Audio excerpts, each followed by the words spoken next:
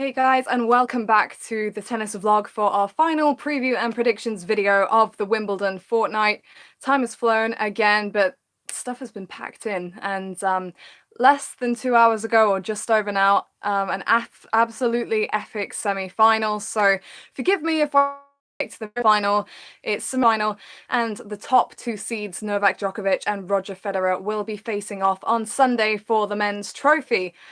Two highly promising finals, I would say. I'm here to break it down, give a bit of a prediction. I will be doing the women's final first and the men's final second. If you're coming at a later time and want to watch back or skip between matches. And I believe I managed to preview the semi-finals in just over half an hour, so hopefully we can cut that time in half and I won't keep you too long. So starting with the women's final between Simona Halep, the number 7 seed, and Serena Williams, the number 11 seed. So Halep the higher seed, but Serena vastly more accomplished, and Halep in the Wimbledon final for the first time. She reached the semi-finals in, I believe, 2014. And lost out to Eugenie Bouchard in 3 sets, got injured in the second set, and that had its part to play. And Serena Williams has been here many times before, most recently in last year's final when Angelique Kerber made light work of her and finished her off in round about an hour, which I think shocked quite a few people. But she's been back with a vengeance this year, and we're going to take a deeper look at what she has achieved as she looks for her 8th Wimbledon title. So I've got the draws of both women here, what they've come through. I know I do this in each video, so I'm just going to quickly run through the opposition they've come up against and go into more detail where I think it's relevant.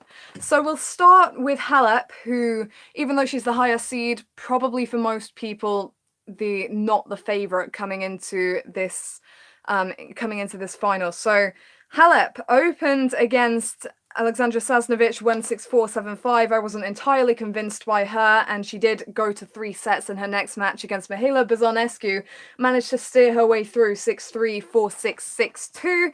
In the third round, it looked like she would have her real test of the fortnight against Victoria Azarenka, who is former semi-finalist here, multiple-time Grand Slam champion. Azarenka just wasn't consistent enough to do damage, and Halep started to make a statement with that match, 6-3, 6-1. Coco Gauff, Corey Gauff, the 15-year-old, as she's better known, was Halep's opponent in the 4th round. Halep stepped up and showed her experience. Gauff was looking to be aggressive, looking to move forward into the court, but Halep getting back balls that the youngster just wasn't expecting to see coming back over the net, and Halep tireless in that match, but I was most impressed by her mentality. There was a large crowd roaring behind Coco Gauff, especially in the first set. They were screaming out during points. Another player might have got frustrated, might have wavered, might have lost focus, but Halep was so focused. I use that word a lot at the moment, but wasn't something I entirely expected from Halep. I thought that even though she was by far the better player on that course at the present moment, I thought that if she was missing her first serve, which is something that can happen quite a bit, I thought that she might be in a bit of trouble, but she did manage to steer through that one in straight sets, 6-3, 6-3, and you know what? She hasn't dropped a set since that second round match. It was Shuai Zhang in the quarterfinals for Halep, a woman who'd beaten her in their 2 previous meetings pretty straightforwardly, one of those at a Grand Slam match, and Halep did immediately go 4-1 down. She was pushed onto the back foot by Zhang's forehand, and the Chinese woman coming into the net and really asserting herself on the court. Halep got herself together, was racing around the court, covering it well, and placing her returns with depth, as well as just kind of scrambling to get them back in court. Once she snuck through that first set, 7-6, 7-4 in the tiebreak, she was on a roll, and when that won 7-6, 6-1, I think that gave her a lot of confidence going into her semi-final match with Elina Svitolina, who was on the brink early on in the tournament. Maybe should have gone out to Margarita Gasparian, who had to retire with injuries. She was having cramps. But Svitolina had seized that opportunity, and she was actually really backing herself, I felt, going into the semi-finals, despite it being her maiden Grand Slam semi-finals. I didn't think she was going to be too intimidated, and there were a couple of marathon games to open that clash.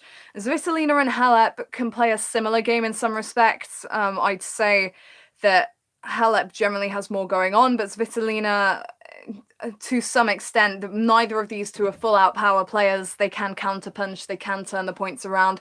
Svitolina had been impressive in her match before against Karolina Muchova in her volleys and coming up to the net to finish things off and just mixing it up. So Halep was under some pressure early in that match, but after getting the break lead in the first set, she pulled away and was not overly troubled, really, for the rest of the match. I think there was another long game at the beginning of the second, but Halep's court coverage and consistency were really impressive. The way she was scrambling tirelessly along the baseline and opening up the space with the cross court shots and then going down the line. Her intensity and her focus was so good. Halep has been using the 1-2 punch particularly well as well when she's landing the first serve, coming in and just looking to be more aggressive than she previously has been on grass. Halep is a player that a lot of people associate with clay because of her great ability to scramble on the back foot, but she's been trying to get on the front foot as much as possible this fortnight. It's essential on grass courts, and it worked particularly well in that semi-final, which she won 6-1, 6-3 over number 8 seed Svitolina. So Halep looking pretty convincing, I must say, coming into the final. At the outset of the tournament, I wasn't giving her much of a shot at the trophy. She'd not been overly impressive during the clay court season, really, in terms of how her run at Roland Garros went. She did go out, I believe, to Amanda Anisimova, who was on fire that day, but when grass has not been her most successful hunting ground over the year, it was easy to kind of mark her down in terms of what the expectations were for her during the tournament, but she's really risen and you can see her confidence growing and almost the enjoyment on her face growing as well with each passing match. I think she's really taking to these grass courts now and remembering that she has done well on them before. This isn't a crazy thing for her, nor is it a crazy thing for Serena Williams, who's been here many times before. And number 11 seed she may be, but she's certainly the player to beat and has been for several rounds, what with the upsets of other key contenders such as Ashley Barty, Petra Kvitova, etc. First round, 6-2, 7-5 over Giulia Gatto Montecone, who, you know, she shouldn't have struggled as much as she did against her in the second set, and therefore, as I've said many times before, was not surprised to see her struggle in the second round, but she came through 2-6, 6-2, 6-4 over Kaya Juvan. The amount of times I've gone through this run, I could probably do it with my eyes closed, but she then steamrolled past Julia Gerges, who was her semi-final victim last year, and Carla Suarez Navarro, a pair of seeds, the number 16 seed and the number 30 seed. She dropped a total of, let me do my maths, 7, 8, 9, 10, 11 games over those two matches.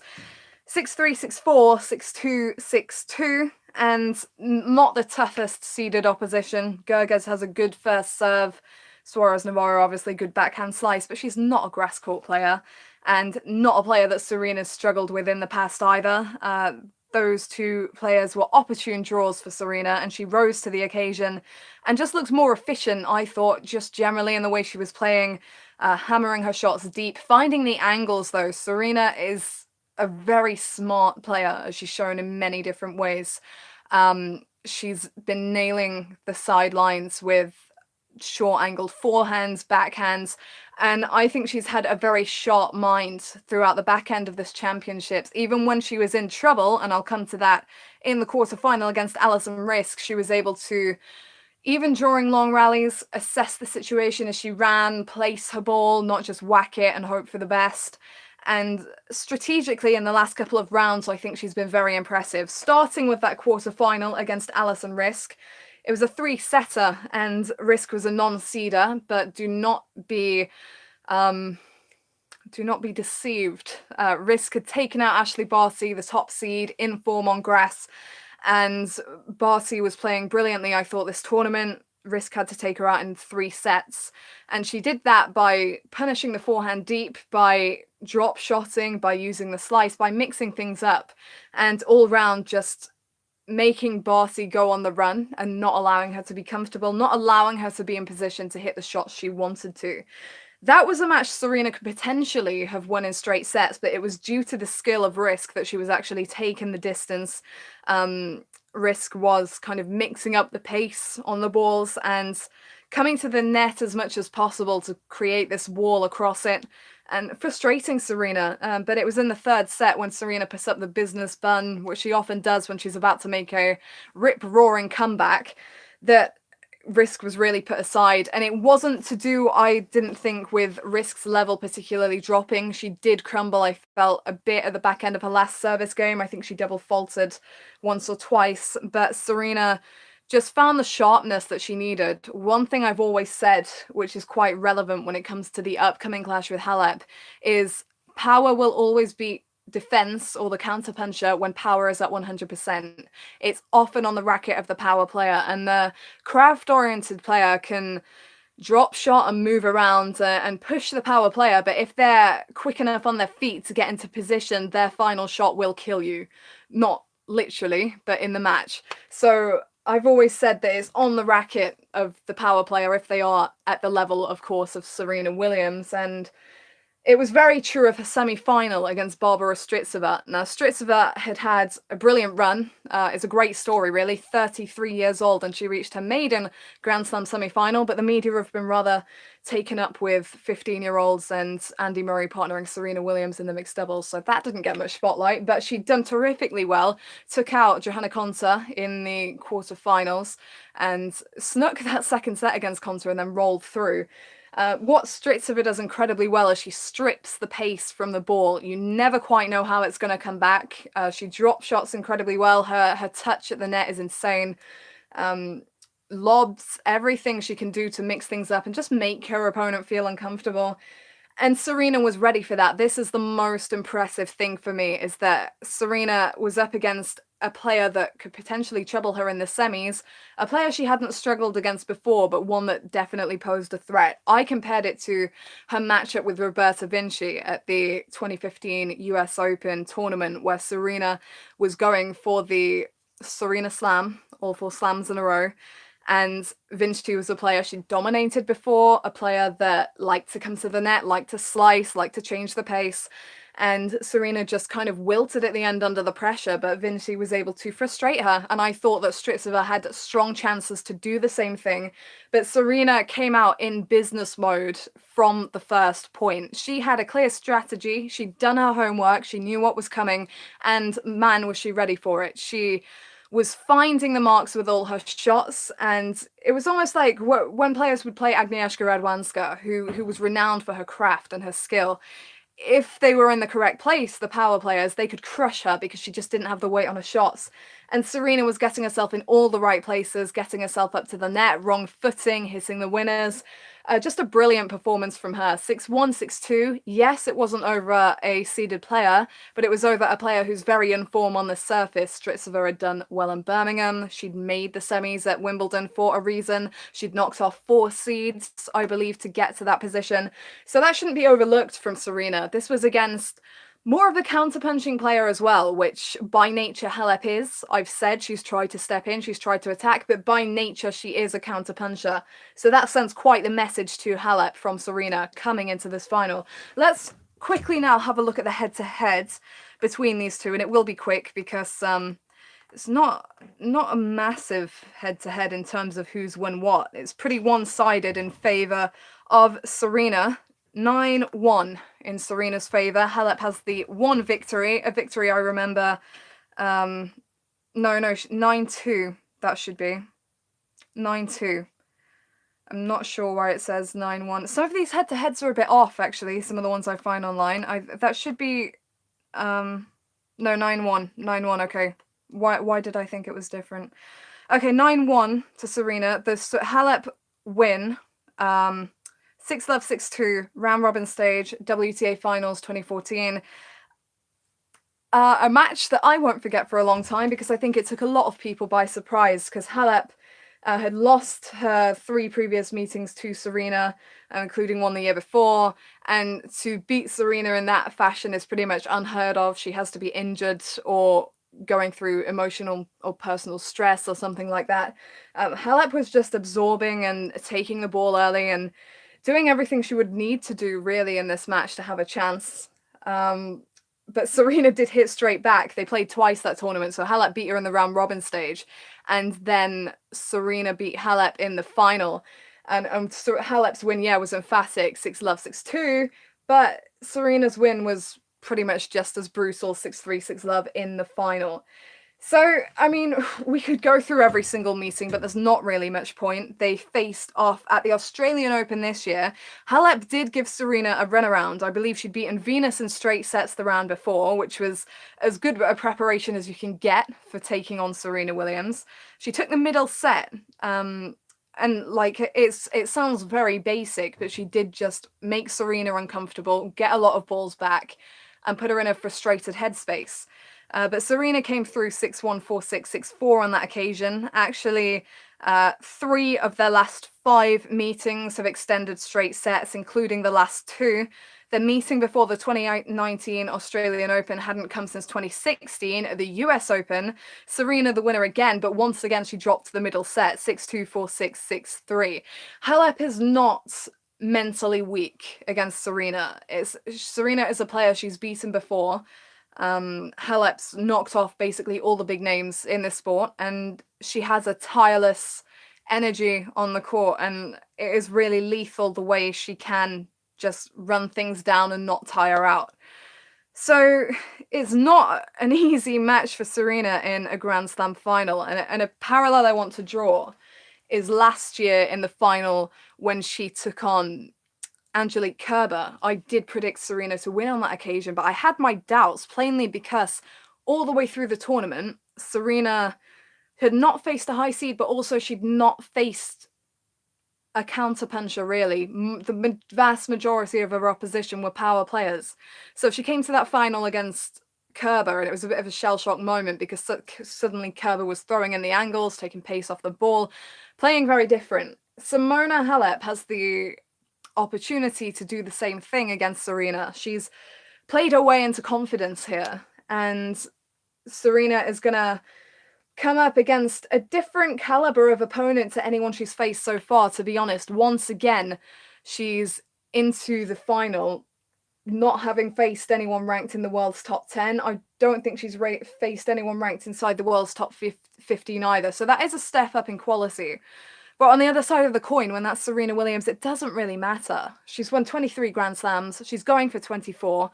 And 24 is the number she's been chasing for a while. For anyone who does not know, it would tie her with Margaret Court's all-time record of 24 Grand Slams. She already has the most in the Open era, but this is a big number for her. And as one of my friends, Roz Satar, pointed out the other day, Wimbledon has often been the place where she's crossed over the big line. She got 22, which was a number she was going for a long time here at Wimbledon. And that was 3 years ago now. That was 2016, beat Kerber in the final, and she got number 22. So there's something about Wimbledon, and probably it's the grass courts, because Serena and Venus throughout their careers have dominated this surface. But there is this thing where in recent times, Serena's not been as mentally secure in Grand Slam finals as time previous. You'll notice I'm talking a lot about Serena here. That's because this match is ultimately on Serena's racket. If she lands the ball in the court with good positioning, she wins. It doesn't really matter what Halep does, and I think Halep can acknowledge that herself. She's going to run relentlessly. She's going to try and take the ball early, I would hope, for her, and try and dig it into the corners, try and get Serena stretched and put Serena on the run, because that is the way to beat Serena these days. You've got to make a move. No other way. But at the end of the day, Serena is the sharper player, the power player, the more accomplished player, and this is on her racket. And that's why I'm focusing on Serena, and it is interesting to note that in previous years, many years back, 5 years back, 10 years back, Serena was virtually untouchable at the back end of majors. She was not taken down in a Grand Slam final for a long time, as she had quite the streak going at one point. But it's now the place where she seems most vulnerable. She's lost her last 2 Grand Slam finals. Both of them were last year, one at Wimbledon, one at the US Open, and then lost in the quarters of Australia. So again, that's nearer the back end of the event. It's all about the mentality Serena comes out with. Does she come out focused like she did against Strycova, or does she come out worried because this is a match that she, at the end of the day, is probably on her racket, honestly. So how will she handle that mentally? Previously, she's been brilliant mentally at the back end of slams. In recent times, not so much. So that's the big question to ask. However, based on her last performance against Strycova, I'm not going to doubt her. She was very zoned in, locked in for that match. And it's Halep across the net. She does have a dominant record against her, and she knows that Halep is a counterpuncher by nature, so that if she can land the first serve, then it's going to be on her racket, because Serena's also a great returner, something she's not given enough credit for. She will smash those second serve returns, and Halep's own serve is a liability at times, so it's the weakness of her game, really. So if Halep's having a not brilliant service day, and Serena's landing her own first serves, it's a done deal. I mean, when Halep took on Svitolina and was doing really well there, Serena's serve is on a different level to Svitolina's. Halep's not going to be able to dig in and attack second serves the way she did against Svitolina. So that's a massive thing for Serena, because I think she has the advantage both on the serve and on the return. It's when they get into the long rallies and Halep's placing well and making her scramble that she could get into difficulty, but she's going to try and assert herself from the offset. So to cut to the chase and make a prediction here, I'm going to predict Serena Williams to win her 24th Grand Slam title. And because Halep has done so well this tournament, and because she's given Serena the runaround in the last couple of meetings, I'm going to predict Serena to do it in 3 sets, and I will be very intrigued to see how this one turns out. So that's my prediction for the women's final. Let me know if you agree or disagree. And very quickly, we will move on to the men's final between the top seed Novak Djokovic and the number 2 seed and world number 3, Roger Federer. Now, at the beginning of this tournament, I said it was a 2-way fight between these two. As the tournament went on, I started to question that a little, because Rafael Nadal seriously upped the ante. He was in fantastic form, but as I've seen in previous years, there's always somebody and something that stops Nadal. This year it was Roger Federer, and in a minute we're going to take a look at how and why that was. But let's look first of all at Djokovic's progress through the draw. It's not been quite as high profile as Federer's, really. Djokovic has basically, I don't write anyone off. I don't pick someone out from the beginning and say, okay, they're in the final for definite. But the moment seeds start dropping in round 1, Zverev went out, Tsitsipas went out right at the start, right at the first hurdle. People had penciled Djokovic into the final, and for good reason. It was highly unlikely that Djokovic, with the draw that he had, was not going to make the final. Probably by seeds and ranking, most definitely one of his easiest runs to a major final. But it's never an easy run to a major final. Everyone is in that draw because they are capable of winning, and Djokovic isn't there without having been pushed. Djokovic has made Grand Slam finals before not having dropped a set. This time he actually dropped 2. The most recent of those came in the semis, but we'll start with round 1. Philipp Kohlschreiber, a man who is known to have pushed the elite many times, but often just can't quite push them over the edge. Djokovic wasn't even pushed this time by a guy who has beaten him this year. 6-3, 7-5, 6-3 over Kohlschreiber. Denis Kudla in the second round dismissed more quickly, 6-3, 6-2, 6-2. Hubert Hurkacz in the third round. That was the big test for Djokovic. Hurkacz, a rising young Polish player who faced Djokovic at the French, lost in straight sets, got that out of his system, so he was ready to challenge him this time around. Brilliant net play. in the first and second sets, really taking the game to Djokovic in the way that you absolutely need to against him. But Djokovic, too mentally strong, after Hurkacz had sneaked the second set, he pounced immediately in the third, and the win was in the bag, pretty much.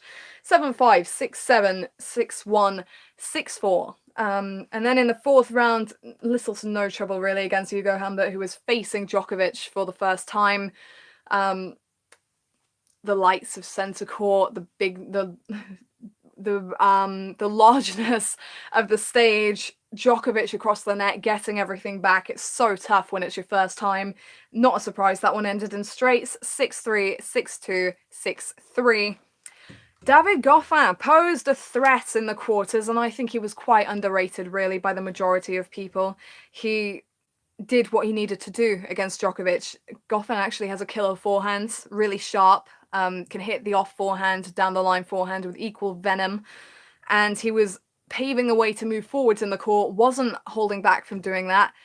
And he was up a break in the first set, but Djokovic held serve for 5-4 and absolutely snuck out the set 6-4. Goffin mentally could not recover from that. It was 6-4, 6-love, 6-2 for Djokovic, kind of disguising how he'd been pushed in the first set. Semi-final against Roberto Bautista Agut. Somehow I predicted it correctly.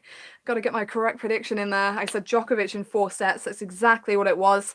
6-2, 4-6, 6-3, 6-2 against a player who had beaten him twice previously this year. And that's what made this one interesting to me, because of the manner in which Bautista Agut had beaten Djokovic this year.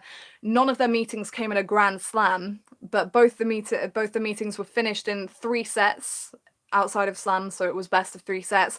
And Bautista Agut won them both from a set down. Now that's really interesting against Djokovic, because usually to beat him when you're the underdog by some distance, taking the first set is often key, because it's a massive mental thing. And Bautista Agut had failed to do that on both previous occasions, but had snuck out the second set and got the win in 3, which shows that he has the game style to get in Djokovic's head a bit, which he did in this match. He went down 6-2 in the first set. In best of 5, that was probably a big blow, because then Djokovic is only 2 sets away, and even if you level up, you've still got to win a couple more sets, so not ideal. But Bautista Agut had been quite tight in that first set, and in the second set, he began to swing more with the forehand. It was almost like now things had got going, now he was down, he could really kind of wake up. Used the forehand, was very, very consistent off the forehand and the backhand. You do not expect Novak Djokovic to be losing a lot of the long exchanges, but he was at that point in the match against Bautista Agut. And he took the second set 6-4, but Djokovic was kind of frustrated into better form. He'd been making some bad misses in the second set, and I think largely to do with frustration, but the unforced errors were mounting up. And in the third set, he just tightened the screws. I think he was, I'm not sure, but I think he was serving first, which is a help when you're up on the scoreboard and you just have to break to get ahead. Certainly was in the fourth set, and basically Djokovic just kind of landing enough balls to be able to assert himself a bit more. The first serve for Djokovic, I think all tournament, has been key.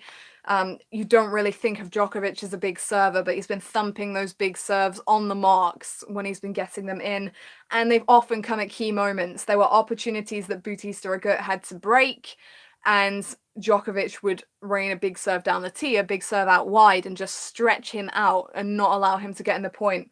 So the first serve, massive for Djokovic, and stepping in for the second serve returns as well. 6-2, 4-6, 6-3, 6-2. So that's Djokovic. He's not faced a top-tier opponent, but for him, at this stage of his career, I really think that he values reserving his energy more than being tested ahead of a slam final. He's won enough of them to prove that it's possible. And a big thing about Djokovic, which I will be bringing up later when I make my prediction, is he always gets up for Roger Federer and Rafael Nadal. Whatever it be that fires him up, he is there and he doesn't give an inch. So this is going to be interesting. Roger Federer, the man I had on a level with Djokovic when it came to predicting this event at the outset, and then was tempted to put below Rafael Nadal. Silly me, but I mean, it was it was a fairly close match in the semis for a four-setter, I would say, because once they'd split sets at the beginning, it could have gone either way. But I did feel that Federer was subtly controlling proceedings, really. But let's go from the first round. Shock first set loss to Lloyd Harris. It all looked to be going downhill in the first round, with the South African inexperienced on grass, inexperienced at slams, having good reach on the court and coming to the net and using the forehand to take a 6-3 first set over a rusty-looking Federer. Federer regrouped and wasn't really troubled again until the quarterfinals. He came through that one 3-6, 6-1, 6-2, 6-2. Then defeated Jay Clark, who tried to mix it up but couldn't do enough in the big moments. 6-1, 7-6, 6-2. Luca Pouille, the number 27 seed, to be fair, even though that was in straight sets, he really gave Federer the runarounds and was coming to the net and was kind of going toe-to-toe at times when it came to serve and volleys, and that it was a kind of a rush between them as to who could get to the net quickest and try and finish things off. So Federer was made to work on the move in that match, and that really kind of tested where his footwork was at, where his ability was to regroup, to move side to side, just all the stuff he's been doing for many years but hadn't always been made to do in the tournament thus far. So 7-5, 6-2, 7-6 for Federer. Another key thing there that even though the first two sets were close and at times, could have gone either way, Federer was there for the big moments. It's what the champs do. They're there when it matters. He was just there full stop against Matteo Berrettini in the fourth round, the number 17 seed, big serve, not big enough to trouble Federer, 6-1, 6-2, 6-2. Kei Nishikori in the quarters had stated that he was confident, and he started confidently, 6-4, coming to the net. It's a theme, this Wimbledon. Everyone's coming to the net. Even people that you often wouldn't see come and trying to make their way there, trying to move in, because you have to be attacking, you have to be aggressive. And I would think Federer himself has a lot to do with this approaching the net lark. So 6-4 in the first set for Nishikori, but once Federer regrouped, there wasn't any stopping him. 4-6, 6-1, 6-4, 6-4. And then the match with Rafael Nadal. It was hyped, of course. It was the 40th meeting between them. They hadn't met since the iconic, brilliant, historic 2008 Wimbledon final, in which Nadal beat Federer in 5 sets, 9-7 in the fifth. It was an epic. Today's match wasn't quite that epic, but it was still a high quality match that lived up to the billing. It ended in Federer's favour, 7-6, 1-6, 6-3, 6-4. I could give you deep match analysis on this. Beforehand, it was very unpredictable. Even on my preview and predictions video that I did, if you watched it, I wouldn't give an outright prediction, and I'm glad that I didn't, because if you remember, I said at that point in time I was leaning Nadal. I wasn't when I woke up this morning, but at that point in time I was, just because I felt it was almost unfair to bet against him, just because of how phenomenally he's played this tournament. It's crushing for Nadal to lose this, because last year, this year, arguably even better this year, absolutely been punishing with his tennis. His focus has been out of this world. His forehand has been so effective. He's been playing as if grass is his best surface. And, there's a reason he's won multiple Wimbledon titles, because he can do stuff on grass. And I was starting to think a bit today. I remember in the Australian Open final this year, Nadal was looking impressive, and then he got beaten pretty comprehensively by Djokovic in the final. And I remember him saying that he'd been attacking and he'd been aggressive all fortnight, but Djokovic's game style forced him to do something a bit different. Djokovic is just there. He knows how to get on top of you as well. And Nadal wasn't able to keep the points as short as he had been, and he struggled to adjust to that. In a weird way, Federer was quite similar today. Yes, they went toe-to-toe in many rallies, but the venom and precision and variation in skill of Federer's first serves were pushing him back, and Federer's return was on point. I can't stress enough how important Federer's return was in this match. He was consistently getting it deep off his forehand and backhand and landing it at Nadal's feet. The amount of times Nadal had to full on bend over to pick up one of Federer's returns. And then he's lost all opportunity to move forward, which is what he's been doing so consistently and so well this tournament. Federer with those big first serves, which he was landing often, more often than Nadal in the first set, which was key, I think, to assert himself in the match and to not put himself under any mental pressure, because he did seem a bit wobbly in the second set, which he lost 6-1. It was so important for Federer to assert himself on the serve, get himself on the front foot, but then those returns were key because he wasn't allowing Nadal to 1-2 punch as he has all fortnight. Nadal was not able to get up to the net as much as Federer at all, and Nadal has been a regular presence at the net this tournament. To an extent, each of them was stopping each other playing the way they wanted to. Federer wasn't able to keep the points quite as short as he'd like, but interesting to me was how consistent Federer was on the run at the baseline. You would expect with these two players, with the grind in Nadal is sometimes, that when these rallies go lengthy, it's going to be Nadal who's the most consistent. Actually, a lot of the time, Federer was landing the final punch. His footwork was on point. He was moving quickly. He was getting to the balls, putting himself in the right position. And even when he missed Federer, he just didn't seem to flinch. That second set at the back end for Federer, he just kind of let it go a bit. It was a bit off. But for the other 3 sets of the match, he was as good as I've seen him maybe ever. He was terrific strategically in his execution, in his focus. Winners off the forehands and backhands, drop shots, drop volleys, his control at the net as well. There were multiple instances where he couldn't put it away with the first volley, where Nadal was up to it, because Nadal is so quick around the court, and he was asking questions of him again. And just the steadiness of Federer there and his ability to find the open court was good. There were times when he could have finished the point earlier and he sent the ball straight back to Nadal instead of hitting to the open court. At times Nadal punished that. At other times Federer was just sharp enough to be able to finish the point anyway. And all around, for me, it was high quality from Federer for the vast majority of that match. And it had to be to take out someone like Nadal, who's been in form, and to keep him on the back foot the way that he did. So that's Federer into the final to face Novak Djokovic. And I guess after that performance, I feel like quite a few of the pundits were actually picking Nadal to come through that.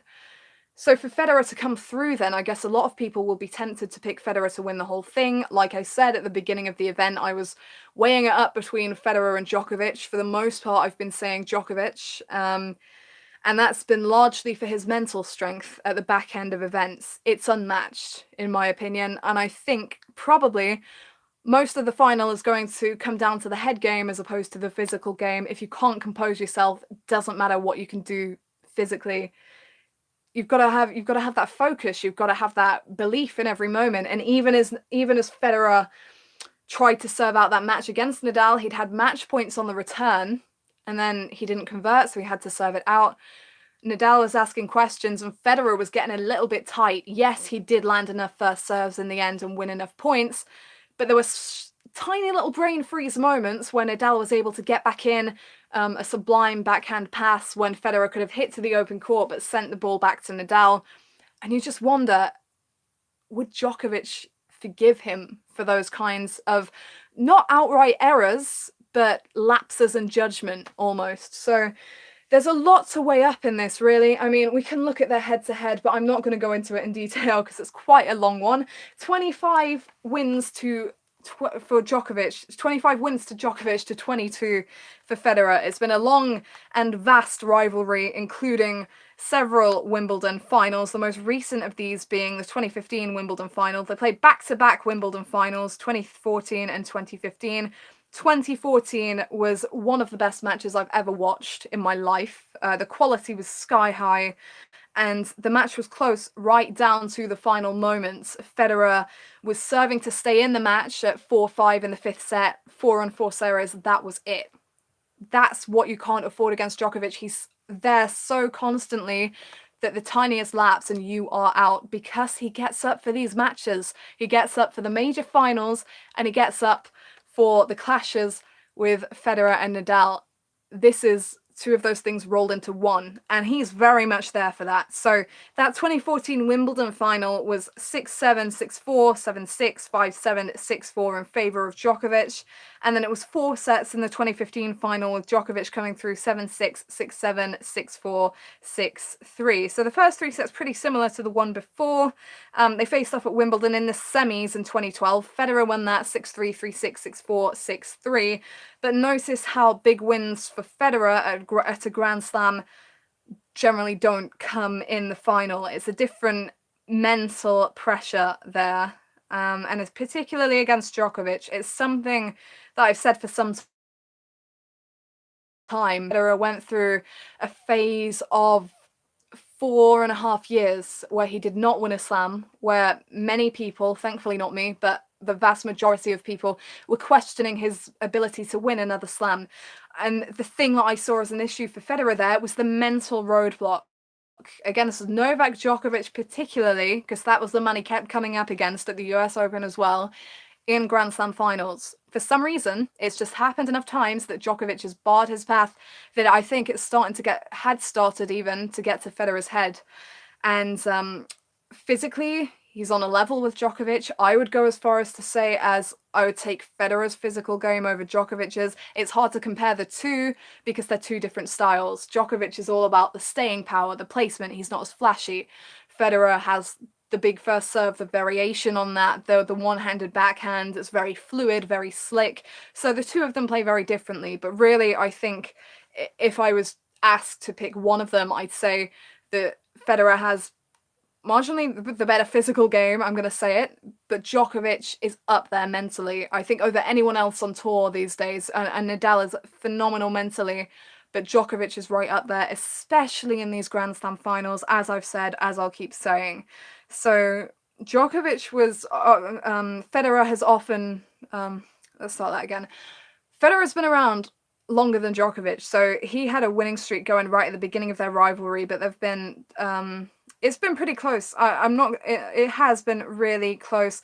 Djokovic, though, has won their last 3 meetings dating back to the Australian Open semi-final in 2016, which he won in 4 sets. He won the Cincinnati final in straight 6-4, 6-4 last year. And the semi-final of Paris also last year, 7-6, 5-7, 7-6. I think the best possible thing for Federer in this rivalry would have been if he faced Djokovic shortly after he returned to tour in 2017. Federer was playing so mentally freely. He was swinging with liberty. That's how he won that Australian Open straight after he'd come back from a 6-month break. Meanwhile, Djokovic was struggling physically, he was struggling mentally. So I think if Federer had had the opportunity to face Djokovic at a slam, during that period of time, that year or so, where Djokovic was really struggling, I think that could have cleared this mental roadblock for Federer. He could have moved on from the Wimbledon heartbreaks of times past, the US Open final that he couldn't get, and all these things over the years.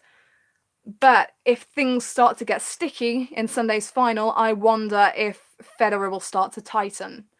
I'm not sure if Djokovic will, because Federer has more slams than him. Federer is probably largely more popular than him. There are just a lot of things going for Federer, and that fires Djokovic up, that gets him going. So I'm backing Djokovic more here on the mental side of things. Federer, from what we've seen today, has the physical game to get it done. And often there's a case where you have a specific game plan for one player, and therefore when you come to face the next player, what you've done in the round before isn't a fair representation of how that match is going to go, because you have to completely come up with a different strategy. You've got to respond to something different. Actually, what Federer did today, returning with good depth, dictating the points, nailing first serves, that would be enough against Novak Djokovic if he can do it consistently, because you have to push Djokovic around, you have to be consistent, you have to finish off. And if Federer does it as clinically as he did against Nadal, he can win this title, hands down. I am not going to be shocked if Federer wins Wimbledon. However, am I trusting him mentally? I don't think I have enough confidence in his mentality to predict him outright for this win. If he wins, great for him. And a well-deserved 21st Grand Slam title. And I can see it. There is a part of me that can see that happening. But based on the tournament thus far and the way he's handled sticky moments, based on the history of this rivalry, and based on Novak Djokovic at Grand Slams in recent times, based on Djokovic mainly in Grand Slam finals, full stop, I'm not going to give Federer the benefit of the doubt on this occasion. Let me know whether you disagree, but I'm going to predict Novak Djokovic to win this match, and I'm 4 or 5 sets. If Djokovic wins, possibly 4, but I don't call it outright. So Novak Djokovic to win this in 4 or 5 sets. Let me know whether you agree or disagree, and that's it. That is the final preview and predictions video done. So thank you for watching. Let me know if you agree with the predictions, and the finals will be played within the next 48 hours and we will know the result. I think it's been a really good tournament. Lots of different stories going on, whether or not they've been given attention and spotlight. Quality matches. Nadal played his part in a couple of them. The Kyrgios match in round 2, the Federer match just now. Brilliant matches that will be remembered for a long time to come. It's great, the Grand Slams history being recorded and high quality matches. Serena Williams versus Simona Halep has the potential to be an epic final if both of them bring their A game and their top mental game. And Roger Federer has a real shot at number 21 if he can bring his mental best as well. But I think Djokovic just has that edge of reliability, but time will tell. So thank you very much for watching. I'm not sure when I will be back, but subscribe to the channel so that you don't miss any future videos. Not sure when I'll be back, but I will be back. So stay tuned. Thank you for watching, and I'll see you next time, whenever that may be.